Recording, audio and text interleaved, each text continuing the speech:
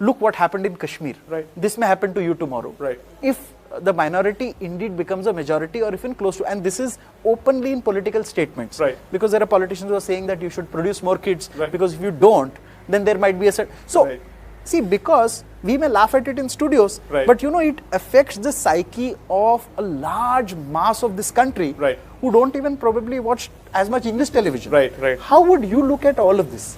The reason why I had to instinctively laugh at it is because I think whoever makes these statements is not entirely wrong, but I wish they knew how to articulate it better. Okay. Because there is enough literature to support what they say. So there is a fantastic book, and which has become one of the foremost books for anyone who wants to protect, let's say, the indigenous identity of any culture. Right. It's called the Cultural Defense of Nations, written by a scholar by the name Leah Borgad. Defense of nations. The cultural defense of nations. Cultural defense. And he identifies that there are 4 kinds of majorities in any country. Okay. Particularly, he speaks of America, he speaks of the Israeli experience, and he speaks of Europe. Okay. So there are those people who are majority in numbers, but who behave like minorities because of history.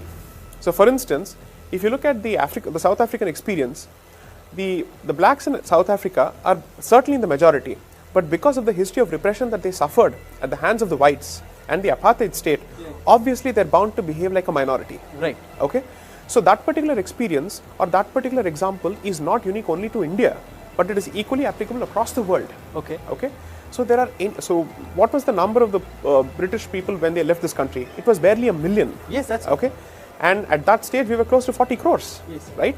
So where is the comparison between 1 million people who dominated over the rest of the 40 crores? Yes. Okay.